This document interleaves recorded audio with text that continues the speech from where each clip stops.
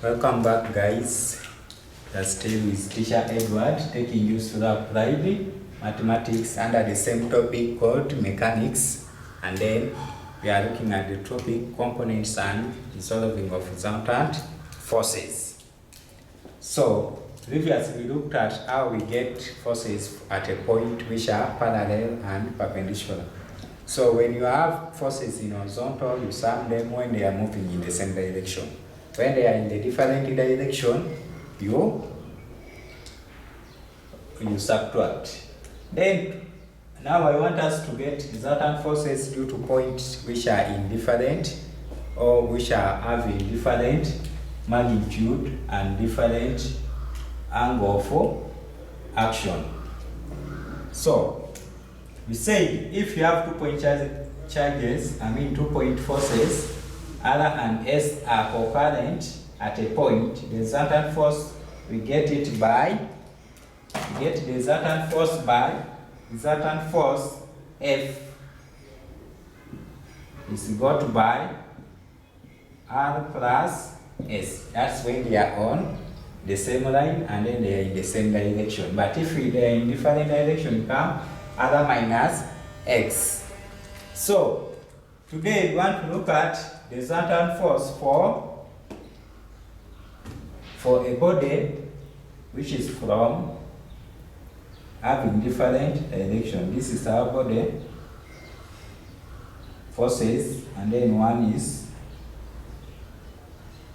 going this side, this one force R, this one is force S.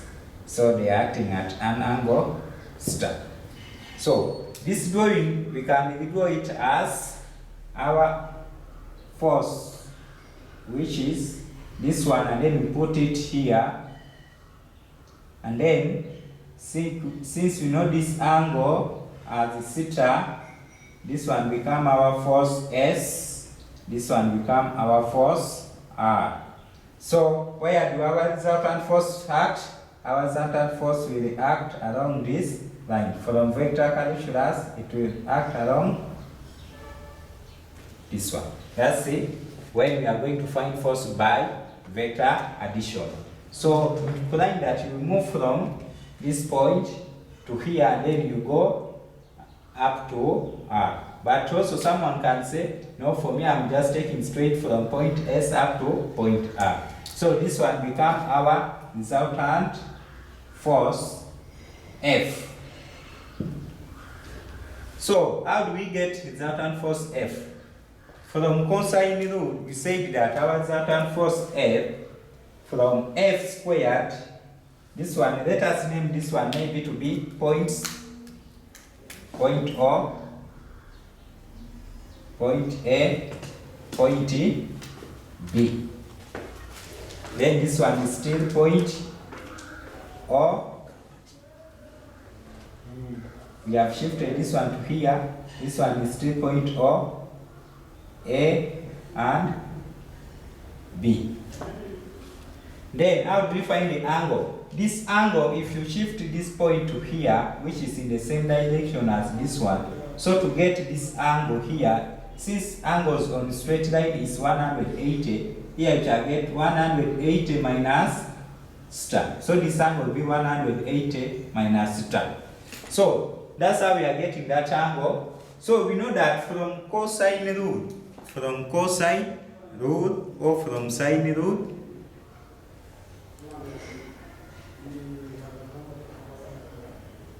from cosine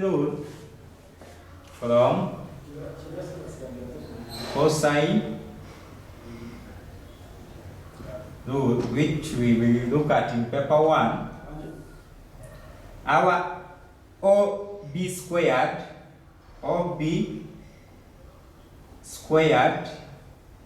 is equals to OA plus OA squared plus OB squared minus 2AB. 2OA and the OB minus 2OA OB sine cos of theta. That's how we calculate this one. So, using that cosine rule,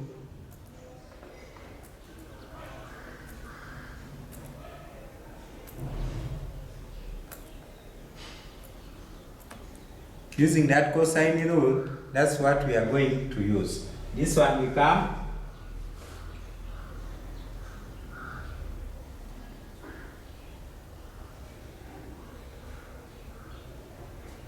2 into OA then times the OB. So here what is our OB? Our OB is F squared equals to our OA, which is force S squared plus OAB. It is not OB, it is AB. AB, which is R squared minus 2 SR cos of theta. Why are we using cos theta? From here, cos of 180 minus theta is the same as minus cos of theta. So that's the identity we use. So from here, we shall have our F squared equals 2. You take square root, both sides, square root, both sides.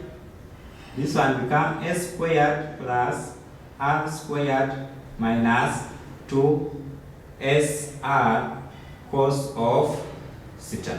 That's how we shall be calculating our resultant force, because this one will cancel with this, which is F equals to root of S squared plus R squared minus 2 SR cos of theta. So this is the equation for finding the resultant force. This is how we shall be calculating resultant force, apart from the other methods we have seen. So today this is what we are going to look at, and then that's how we are going to do it. So we look at a given example.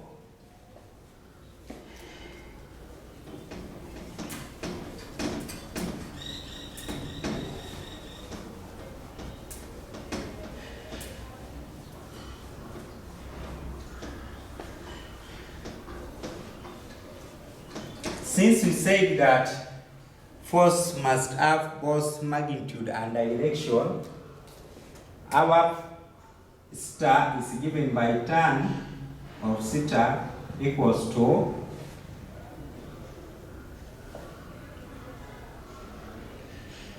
R out of, since this one is the one taking, our setup was here, we had something of this type, other going this side, and then we had our S, which is here.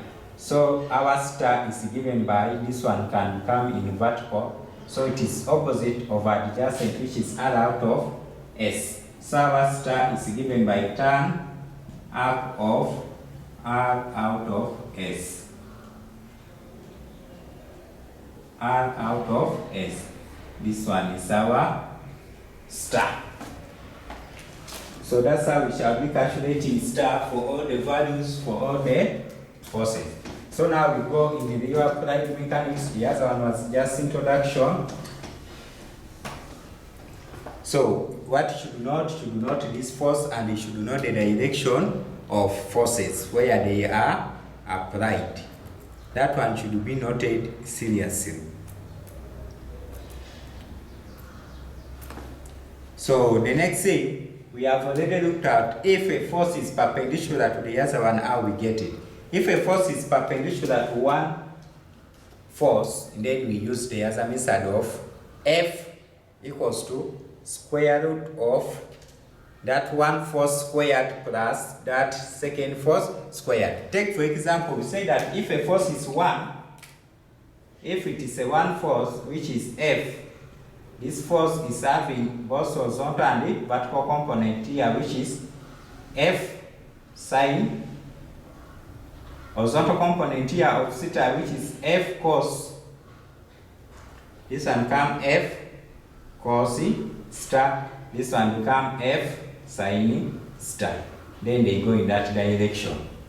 This one is when you're having two vertical components. So the horizontal and you resolve it perpendicular and horizontal. But when we have two forces, we use this method. So take note on that one. Two forces, this method. One force, we use this one. We resolve it perpendicular, and then after we get the direction. So let us look at the other example.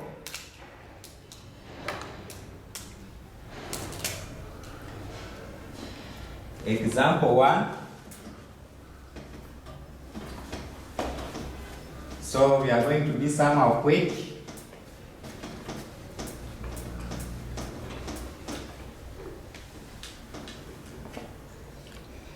It's saying a particle is acted upon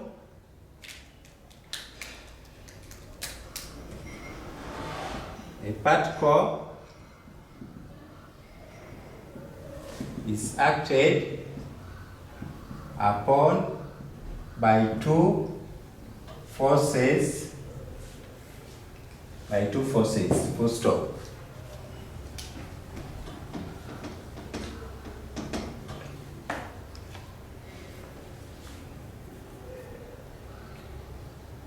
Six Newton force act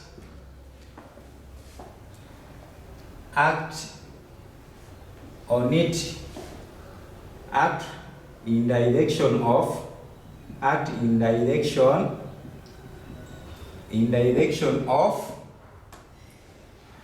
northeast.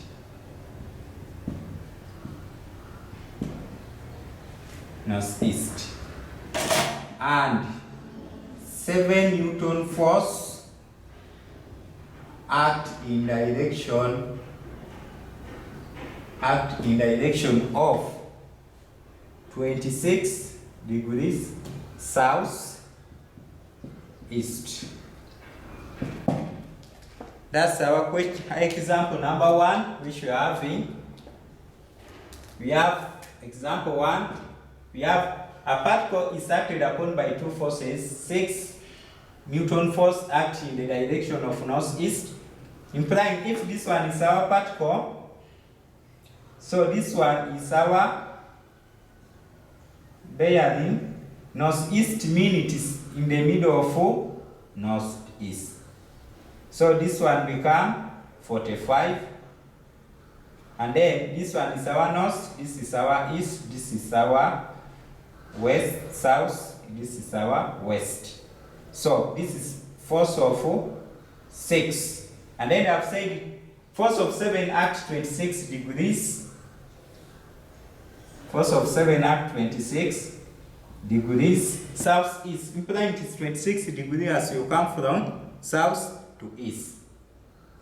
So what do? If we take this one, we extrapolate this one, and we extrapolate this one, where will the resultant force act? If we extrapolate these two, we extrapolate this, and then we extrapolate this one. Our resultant force will act in this direction. In that direction, the direction between the two will be alpha. So let us use it as star.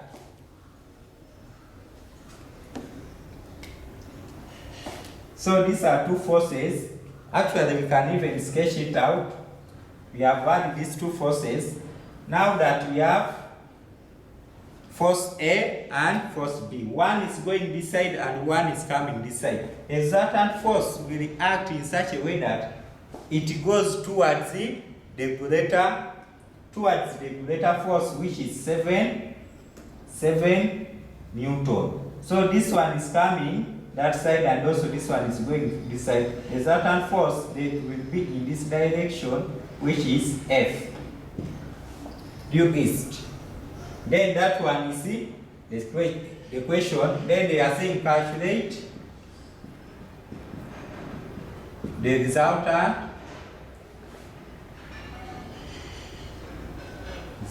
force.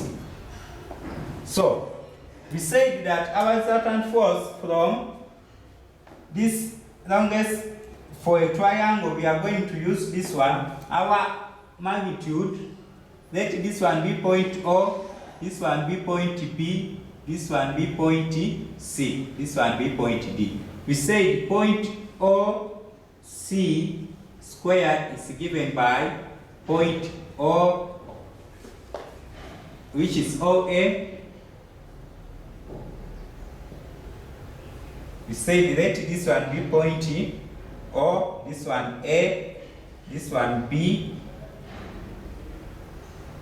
and the other one C. Point OA squared plus point OB squared minus 2 OA into OB, cos of star. So our OC is force squared equals to OA, which is 6 squared, plus OB, which is 7 squared, minus 2 into OA 6, OB 7 cos. What is our angle? What is our angle? What is our angle? Our angle is the angle between the forces from here up to here. But we know between the force and the resultant is star. So the forces is the angle here we have. This angle is must have 180. But if you subtract 180 from, you get 180 minus 45, and then minus this one, we shall get 180 minus 45 plus 26. This one is 180 minus 71. This one will get 109 degrees. That is our angle, which we are going to use angle star. This one was angle alpha. Star, star, star. So this is 109 degrees. So here we shall put cos of 109. So we get the resultant force from here, which is F under square root squared equals to 6 squared, which is 36, plus 7 squared, which is 49, minus 2 times 6, 12 times 7, we get 84 cos of 109 under square root. This one will cancel, then our resultant force will become, we use a calculator to solve of this one. We shall get 36 plus 49 minus 84 cos of 109. It is under square root of that one. We are getting the resultant force is 36 point. Yes, this angle, yeah, this one is positive and this one is positive. It was because the other one we used the cos and we found it as negative. But since this one is positive, we are going to add the 2, and then we shall see 36 plus 49 plus 84 cos 109 under square, you get 57.65 under square root. This one we get 7.59 degrees. it is 57, square root of 57.65 is 7.59. This is force Newton, force. Then we need to get the alpha. Say that our alpha is given by tan arc of force out of, now which force, what is the opposite? The opposite becomes this force out of adjacent, which is 6 out of 7. So this one becomes 6 divided by 7. Tan arc of that one, which is, tan arc is giving us 40.6. 40.6 degrees. So you try to confirm your calculator if the angle we are getting is the same. If the angle we are getting is the same angle, so it is acting in that direction. So that's the answer. So let us see ourselves in the next example.